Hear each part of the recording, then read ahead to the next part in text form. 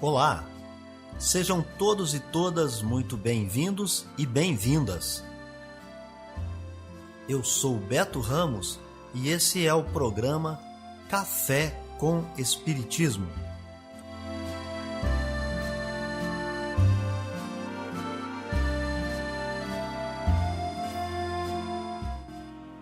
Um programa diário que aborda temas da filosofia, de conhecimentos gerais e de espiritismo.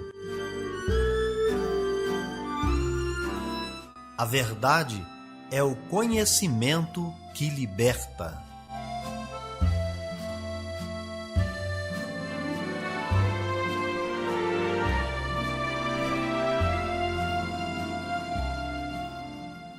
Bom dia, vamos terminando mais uma semana, hoje é 27 de agosto, sexta-feira, está no ar Café com Espiritismo. Notícias, informações, dicas importantes e mensagens você acompanha só aqui no Café com Espiritismo. E nós já trazemos para vocês as efemérides, os fatos históricos, as personalidades e o dia na história.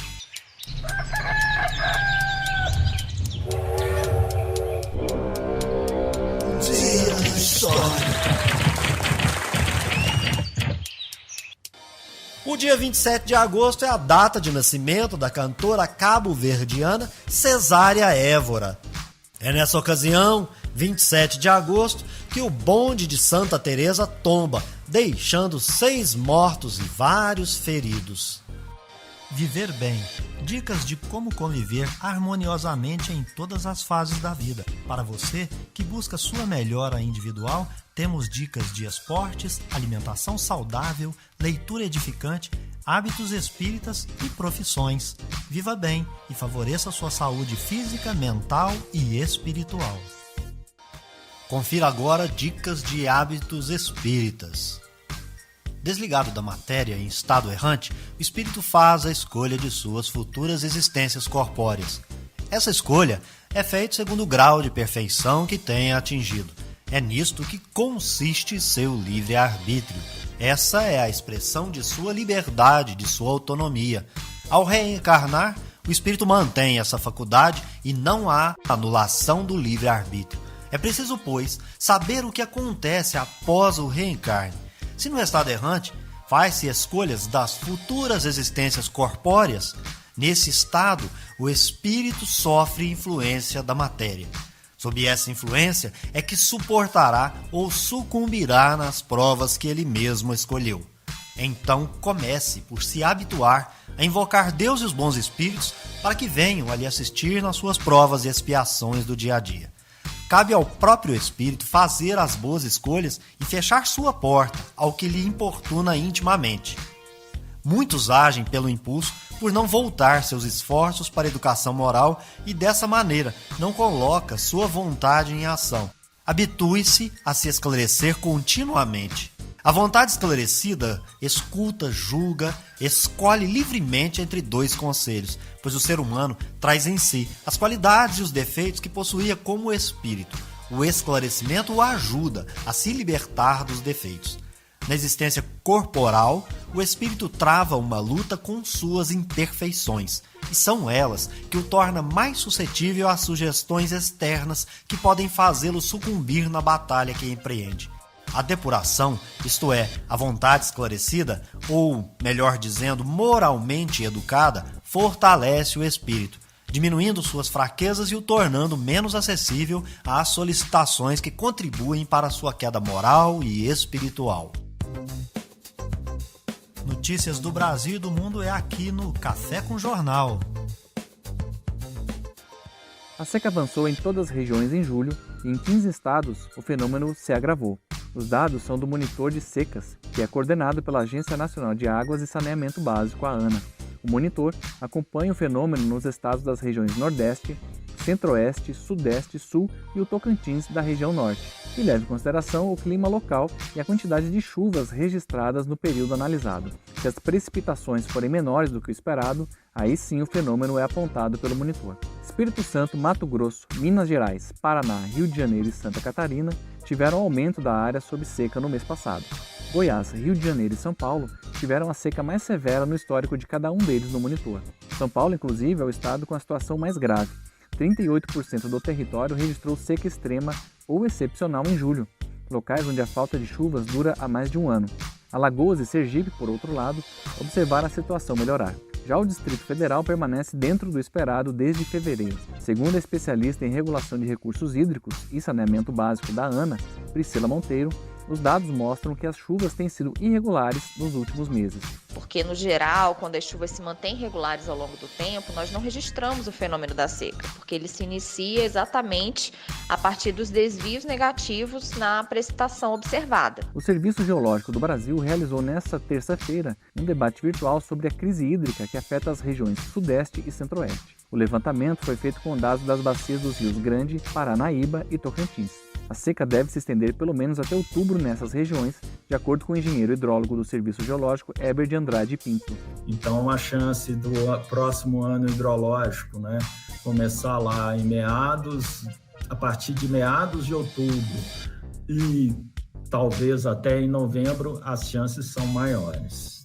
O diretor interino da Agência Nacional de Águas, Joaquim Gondim, também participou do debate. Ele lembrou dos graves impactos da crise para a produção de energia elétrica.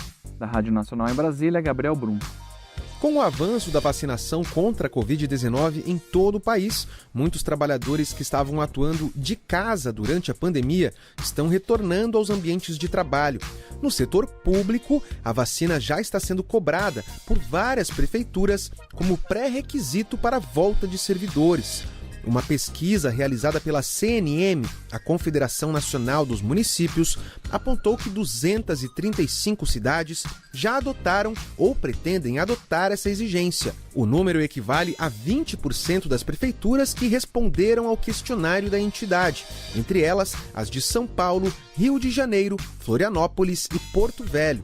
Segundo Eduardo Strans, que é consultor da área de estudos técnicos da CNM, a obrigatoriedade da vacina contra a Covid-19 para servidores retornarem ao trabalho presencial é uma prática que deverá ser adotada cada vez mais pelos municípios. A conversa que a gente tem com os prefeitos, com as prefeitas, com os secretários de saúde, é que essa será uma tendência a ser adotada por cada vez mais municípios, Quando se retorna para a atividade presencial, a questão da vacina vai ser um dos pré-requisitos, para que se possa atender o público, para que possa frequentar o mesmo ambiente, a mesma sala, pessoas que estejam vacinadas. De acordo com o levantamento da CNM, mais da metade dos municípios que adotaram ou pretendem adotar essa prática responderam que vão punir os servidores que se recusarem a tomar a vacina. As sanções previstas pelas prefeituras vão desde o corte do ponto até a instalação de processos administrativos que podem levar à exoneração do funcionário público. Na avaliação do advogado Ricardo Barreto, que é doutor em Direito do Estado pela Universidade de Brasília, os municípios que obrigarem os servidores a se vacinar contra a Covid-19 e punirem quem desobedecer à regra estarão agindo dentro da legalidade e da Constituição Federal. A imunização desses servidores, que são funcionários públicos, são pessoas que servem à sociedade, significa a proteção da própria sociedade, que é a razão de existir do Estado. E os servidores públicos que prestam esses serviços públicos devem estar vacinados justamente para proteger não só os próprios servidores, como a própria sociedade. Por outro lado, o professor de Direito Administrativo Frederico Afonso explica que as punições aos servidores precisam encontrar respaldo jurídico nos estatutos e leis dos municípios. As cidades que não tiverem essa previsão precisam submeter à exigência a aprovação das câmaras municipais. A gente tem realmente que fazer uma avaliação prévia, fazer uma análise de existência de ato normativo que determine aquela conduta, para então nós pensarmos numa apuração disciplinar E lá na frente, se não justificada de nenhuma forma, alguma reprimenda que não poderia ser de cara a mais grave, que seria a exclusória do serviço público. A pesquisa da Confederação Nacional dos Municípios ouviu 2.383 prefeituras de todo o país entre os dias 9 e 12 de agosto. O levantamento também apontou que 37% das cidades já estão vacinando jovens na faixa de 18 a 24 anos de idade contra a Covid-19. Da Rádio Nacional em Brasília, Daniel Ito. A Polícia Federal apresentou nesta quarta-feira os resultados da Operação Anhangá, deflagrada nesta terça, para combater o desmatamento ilegal na terra indígena Araribóia, no Maranhão, e proteger as comunidades indígenas locais. Foram destruídas 250 toras de madeira, máquinas, um trator, 2 caminhões e serrarias irregulares que atuavam dentro da terra indígena, e apreendidos dinheiro e armas. 66 agentes da Polícia Federal participaram da operação, que contou também com o apoio do IBAMA, FUNAI, Força Nacional, Polícia Ambiental e Corpo de Bombeiros do Maranhão. As ações utilizaram imagens de satélite em alta definição do programa Brasil Mais do Ministério da Justiça. O nome da Operação Anhangá vem da mitologia tupi, que significa espírito protetor da floresta. A operação continua e não tem data para terminar. O ministro da Justiça, Anderson Torres, e o ministro do Meio Ambiente, Joaquim Leite, acompanharam a divulgação dos resultados na delegacia da Polícia Federal em Imperatriz, no Maranhão. Torres classificou a operação como modelo pela integração entre os órgãos envolvidos. Praticamente todas as agências em cooperação, em integração, cada um cumprindo seu papel, mas de forma articulada, e a gente entende que essa é a única forma e a única maneira de se combater de forma eficaz a criminalidade no país, a criminalidade organizada e, em especial, os crimes ambientais. Anderson Torres e Joaquim Leite também assinaram um acordo de cooperação técnica para aprimorar o trabalho conjunto entre seus ministérios no combate a crimes ambientais. Da Rádio Nacional em Brasília, Gabriel Brum. Amor à sabedoria. Está no ar o Filosofando. Ética da moderação ou assunção de responsabilidades? A teoria platônica sobre a ética é assunto para superespecialistas, mas a teoria aristotélica lembra mais uma espécie de prática cotidiana de competências que a maior parte dos adultos adquire por meio da experiência. Os pais exercitam os filhos a ter comportamento adequado com relação a outras crianças. E adultos aprendem como ser sensíveis e moderados em suas relações com os outros. Os seres humanos são animais sociais programados para viverem juntos em harmonia, mesmo que seu software de como se comportar precisa ser regularmente exercitado, escolhendo o meio termo entre os polos opostos. Ou seja, a ética aristotélica diz mais respeito à própria realização do que ao que se entende por moral, no sentido de código de conduta. Para Aristóteles, Sócrates estava errado ao acreditar que virtude é conhecimento. Ser uma pessoa ética inclui não só saber o que é certo, mas escolher fazer o certo. As pessoas precisam aceitar a responsabilidade por suas ações voluntárias, que envolvem outras pessoas. Então, a ética aristotélica pode parecer simplória e óbvia, mas sua teoria da virtude parece bem acertada. A ética deveria se ocupar de produzir pessoas eticamente experimentadas, quer dizer, que têm uma vivência do que é ético, em vez de criar sistemas de moral ou regras. Mas será que os seres humanos têm essas virtudes morais ou essa capacidade? Nossa capacidade talvez seja agir como individualistas impiedosos e empedernidos. Café com Espiritismo. É hora da mensagem espírita. A necessidade da encarnação. A encarnação é uma punição e somente os espíritos culpados é que lhe estão sujeitos. A passagem dos espíritos pela vida corpórea é necessária para que eles possam realizar, com a ajuda do elemento material, os propósitos cuja execução Deus lhes confiou.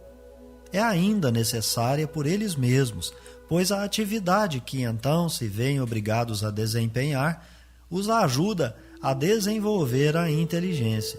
Deus, sendo soberanamente justo, deve aquinhoar equitativamente a todos os seus filhos. É por isso que ele concede a todos o mesmo ponto de partida, a mesma aptidão, as mesmas obrigações a cumprir e a mesma liberdade de ação. Todo privilégio seria uma preferência e toda preferência uma injustiça. Mas a encarnação para todos os espíritos é apenas um estado transitório. É uma tarefa que Deus lhes impõe no princípio da existência como primeira prova do uso que farão do seu livre-arbítrio. Os que executam essa tarefa com zelo sobem rapidamente e de maneira menos penosa os primeiros degraus da iniciação e gozam mais cedo o resultado do seu trabalho.